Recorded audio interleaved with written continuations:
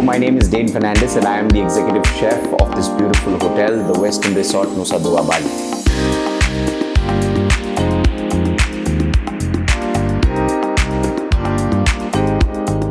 Chef, today you're the executive chef for one of the island's iconic resorts. But what first incites you into the kitchen? So I come from a very small island in a place called Goa in India.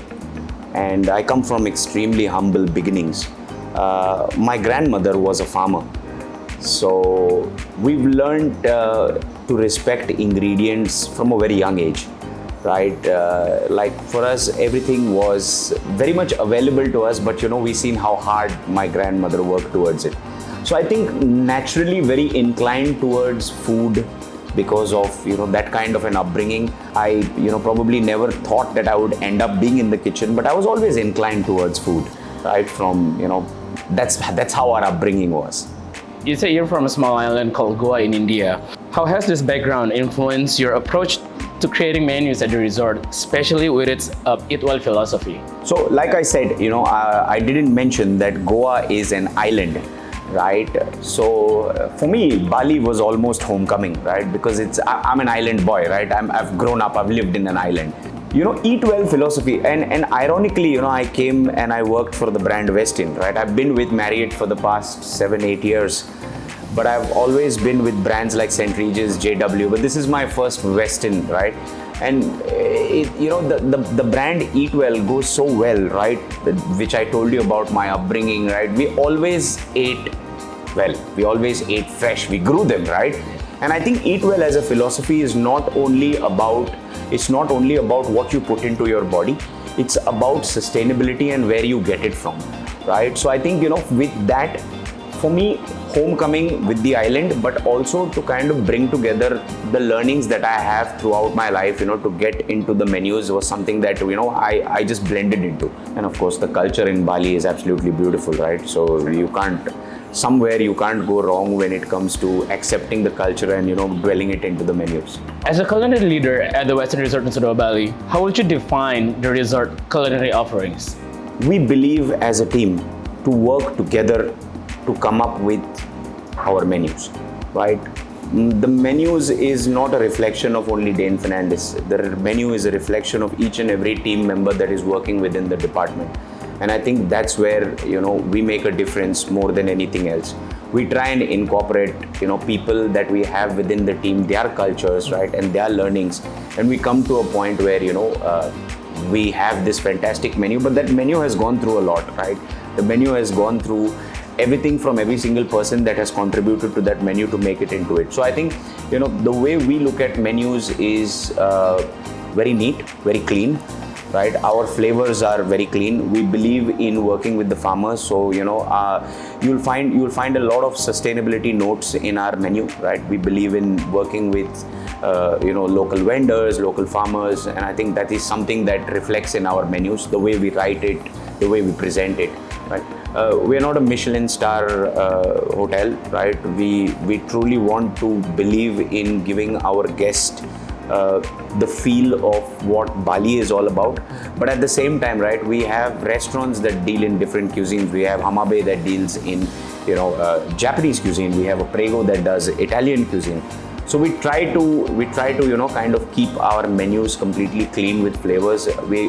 For us, the concept is everything, right? We want to live within the concept and we want to drive our guests towards understanding the concept. Can you elaborate more about the sustainability part and how have you incorporated sustainable practices into the menu? When you say sustainability, like I want to kind of enlighten a little more onto the sustainability part, right? Sustainability, I think for chefs is not a practice, it's more like a revolution now, right? We need to understand how and where our ingredients come from. Right, especially with the way our company deals with sustainability, right? We really want to know about cage-free eggs, right? We really want to understand about. You can have a wonderful Italian cuisine, but you're not going to get Roma tomatoes all the way from Italy, right? We have people that are growing, wonderful ingredients into Bali, and we kind of make use of those resources that we have locally to curate our menus in a much larger scale. So if I'm talking about deeply into sustainability, right? We talk about using local ingredients like honey, like vegetables grown here, like seeds, grains, pulses. We also talk about sustainable seafood, right? When it comes to using local tuna, using local caught fish, right? Understanding the entire map where we understand which fish is banned, which is not, right? And just following the right steps towards sustainability. Who has been the biggest inspiration when it comes to creating your art in the culinary world? I think my biggest inspiration has always been my team. In every place that I have worked, I've always been inspired by the talent that I have, right? And I think as a leader, we take a lot of credit. True gems are the people that support you behind, it's like an army, right? You always talk about the officer, but you don't talk about the troops, right? So for me, I think my biggest inspiration has always been my team, right? And I learn a lot from them. As much as I do, dwell a lot of knowledge into them, but I think I take more than I give them. As a leader, I think the greatest gift of leadership is to create another leader. And as people grow, right, they realize that when you grow, you make somebody else grow as well, right? And the more you empower your team, the more it kind of represents who you are. So my inspiration has always been my team. As an executive chef, what do you think is the key to success in leadership?